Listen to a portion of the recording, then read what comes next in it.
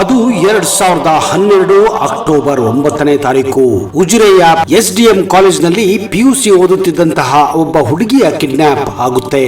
ಮರುದಿನ ಆ ಹುಡುಗಿಯ ಬಾಡಿ ನೇತ್ರಾವತಿ ಸ್ನಾನಘಟ್ಟ ಪಕ್ಕದಲ್ಲಿ ಒಂದು ಗಿಡ ಕಂಟಿಗಳ ಮಧ್ಯೆ ಸಿಗುತ್ತದೆ.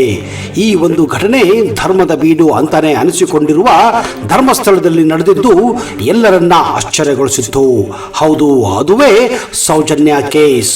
ಈ ಒಂದು ಘಟನೆಯ ನಂತರ ಇಡೀ ಧರ್ಮಸ್ಥಳ ಒಂದು ರೀತಿಯ ಕಳಂಕವನ್ನ ಪಡೆದುಕೊಂಡಿದೆ ಅಂದ್ರೆ ತಪ್ಪಾಗಲಾರದು. ಇದೊಂದು ಧರ್ಮಸ್ಥಳದ ಮೇಲೆ ಕಪ್ಪು ಚುಕ್ಕಿ ಅಂತಾನೆ ಹೇಳಬಹುದು. ಇದಕ್ಕೆ ಕಾರಣ ಎಲ್ಲರಿಗೆ ಧರ್ಮವನ್ನ ಕಲ್ಪಿಸುವಂತಹ ಈ ಒಂದು ಸುಕ್ಷೇತ್ರದಲ್ಲಿ ಇಂಥದೊಂದು ಅಧರ್ಮ ನಡೆದಿದ್ದೇ ಕಾರಣ. ಆದ್ರೆ ದುರಾದೃಷ್ಟ, ಸೌಜನ್ಯಗೆ ಇಲ್ಲಿಯವರೆಗೂ ನ್ಯಾಯ ಸಿಕ್ಕಿಲ್ಲ ಅನ್ನೋದೇ ಒಂದು ಕೊರಗು.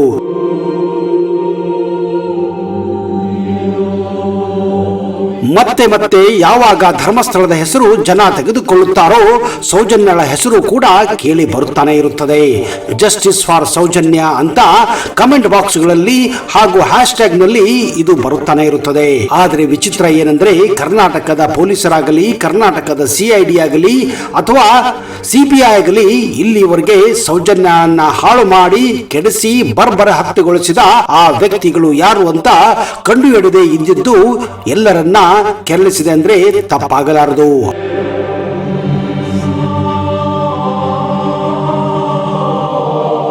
ಆದ್ರೆ ಇಲ್ಲಿ ನಮಗೆ ಬೇಜಾರಾಗುವ ಸಂಗತಿ ಏನೆಂದರೆ, ಈ ಒಂದು ಘಟನೆಯಿಂದ ಧರ್ಮಸ್ಥಳ, ಅದರಲ್ಲೂ ಮಂಜುನಾಥ ಹಾಗೂ ಅಣ್ಣಪ್ಪ ದೈವಗಳ ಹೆಸರು ಕೆಡುತ್ತಿವೆ ಅನ್ನೋದು.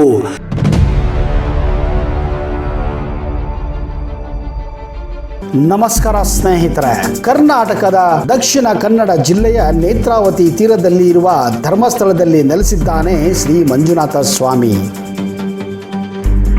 ಸುಮಾರು 700 ವರ್ಷಗಳ ಇತಿಹಾಸ ಈ ದೇವಾಲಯಕ್ಕಿದೆ.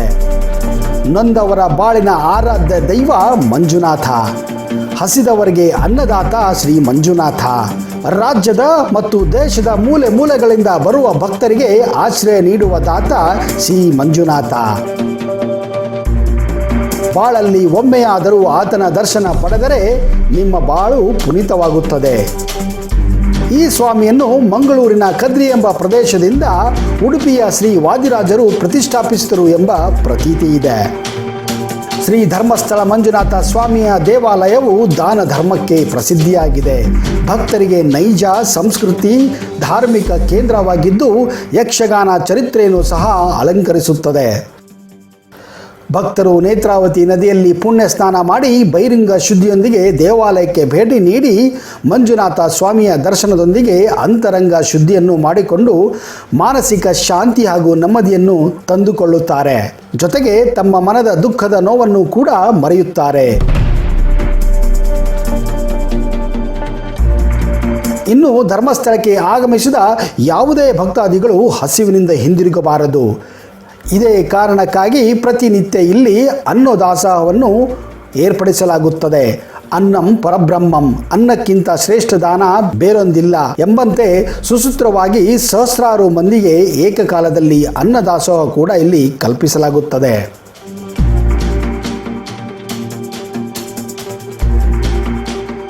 ಸ್ನೇಹಿತರೆ, ಇನ್ನು ತಾವು ಧರ್ಮಸ್ಥಳಕ್ಕೆ ಭೇಟಿ ನೀಡಿದರೆ ತಪ್ಪದೆ ಭೇಟಿ ನೀಡಬೇಕಾದ ಜಾಗ ಮತ್ತೊಂದಿದೆ. ಅದೇ ಶ್ರೀ ಅಣ್ಣಪ್ಪ ದೈವದ ಗುಡಿ.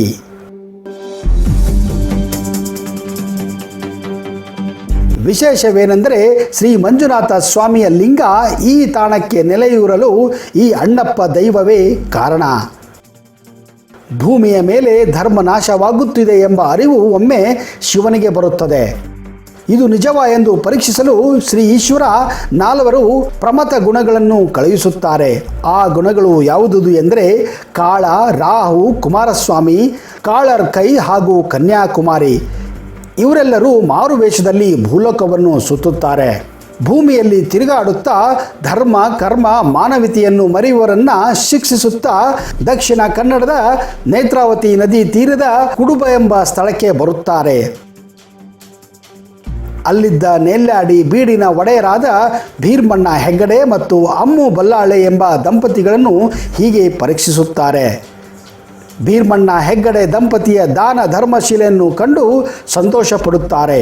ಅಂದು ರಾತ್ರಿ ನೀಲ್ಯಾಡೆ ಬೀಡಿನಲ್ಲಿ ಮಲಗುತ್ತಾರೆ. ಹೀಗೆ ಮಲಗಿದ್ದಾಗ ಆ ದಿನ ರಾತ್ರಿ ಹೆಗ್ಗಡೆ ಅವರಿಗೆ ಒಂದು ಕನಸು ಬೀಳುತ್ತದೆ. ತಾವು ಪ್ರಥಮ ಗಣಗಳೆಂದು ತಮಗಿಲ್ಲಿ ನೆಲೆಸಲು ಇಷ್ಟವೆಂದು ಈ ಮನೆಯನ್ನು ತಮಗೆ ಬಿಟ್ಟುಕೊಟ್ಟು ಬೇರೆ ಮನೆಗೆ ಕಟ್ಟಿಸಿಕೊಳ್ಳುವಂತೆ ಆದೇಶ ಮಾಡುತ್ತಾರೆ.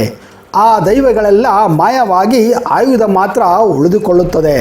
ಅದಕ್ಕೆ ಆಶ್ಚರ್ಯಚಕಿತರಾದ ಹೆಗ್ಗಡೆಯವರು ದೈವಗಳ ಆದೇಶದಿಂದ 4 ದೈವಗಳಿಗೆ 4 ಗುಡಿಯನ್ನು ಕಟ್ಟಿಸುತ್ತಾರೆ. ನಂತರ ನೇಲಾಡಿ ಬೀಡನ್ನು ಬಿಟ್ಟುಕೊಡುತ್ತಾರೆ. ಈ ನಡುವೆ ಶಿವನ ಪ್ರಥಮ ಗಣಗಳಲ್ಲಿ ಒಬ್ಬನಾದ ಗಣಮಣಿ ಎಂಬಾತ ಶಿವನಿಂದ ನಿರ್ದೇಶಿತನಾಗಿ ಭೂಮಿಗೆ ಬರುತ್ತಾನೆ. ನೇಲ್ಯಾಡಿ ಬೀಡಿನಲ್ಲಿ ಅಣ್ಣಪ್ಪ ಎಂಬ ಹೆಸರಿನಲ್ಲಿ ಸೇವಕನ ರೂಪದಲ್ಲಿ ವೇಷ ಮರೆಸಿಕೊಂಡು ನೆಲೆಸಲು ಪ್ರಾರಂಭ ಮಾಡುತ್ತಾನೆ. ಇವೆಲ್ಲ ಆದ ಬಳಿಕ ಶಿವಯೋಗಿಯೊಬ್ಬರು ಹೆಗ್ಗಡೆಯವರ ಬೀಡಿಗೆ ಭೇಟಿಯನ್ನು ನೀಡುತ್ತಾರೆ. ಹೆಗ್ಗಡೆಗಳು ಶಿವಯೋಗಿಯರನ್ನು ಭೋಜನಕ್ಕೆ ಕರೆದಾಗ ಅವರು ಶಿವನ ಪೂಜೆ ಮಾಡದೆ ನಾನು ಭೋಜನವನ್ನು ಸ್ವೀಕರಿಸುವುದಿಲ್ಲ ಎಂದು ಹೇಳುತ್ತಾರೆ. ಆದರೆ ಹತ್ತಿರ ಎಲ್ಲೂ ಶಿವನ ದೇವಾಲಯಗಳು ಕಾಣದ ಕಾರಣ ಜೈನ ಮೂಲದವರಾದ ಹೆಗ್ಗಡೆ ದಂಪತಿಗಳು ಒಂದು ಕ್ಷಣ ಚಿಂತಾಗೃತರಾಗುತ್ತಾರೆ. ನಂತರ ಅದೇ ದಿನ ರಾತ್ರಿ ಧರ್ಮದೇವತೆಗಳು ಹೆಗ್ಗಡೆಯವರ ಕನಸಿಗೆ ಬಂದು ಕದ್ರಿ ಎಂಬ ಪ್ರದೇಶಕ್ಕೆ ಅಣ್ಣಪ್ಪನನ್ನು ಕಳುಹಿಸಿ ಶಿವಲಿಂಗವನ್ನು ತರಿಸು ಎಂದು ಪ್ರೇರಣೆ ನೀಡುತ್ತಾರೆ. ಹಾಗೆಯೇ ಹೆಗ್ಗಡೆಯವರು ಅಣ್ಣಪ್ಪನನ್ನು ಕದ್ರಿಗೆ ಕಳಿಸುತ್ತಾರೆ. ಕದ್ರಿಯಲ್ಲಿ ಕಾವಲಿದ್ದ 100 ಪ್ರಥಮ ಗಣಗಳು ಲಿಂಗವನ್ನು ಒಯ್ಯುವ ಅಣ್ಣಪ್ಪನ ಉದ್ದೇಶಕ್ಕೆ ಅವರನ್ನೆಲ್ಲ ಬಗ್ಗು ಬಡಿದ ಅಣ್ಣಪ್ಪ ರಾತ್ರಿ ಬೆಳಗಾಗುವುದರೊಳಗೆ ಶಿವಲಿಂಗವನ್ನು ತಂದು ನೇಲಾಡಿ ಬೀಡಿಯಲ್ಲಿ ಪ್ರತಿಷ್ಠಾಪನೆ ಮಾಡುತ್ತಾರೆ.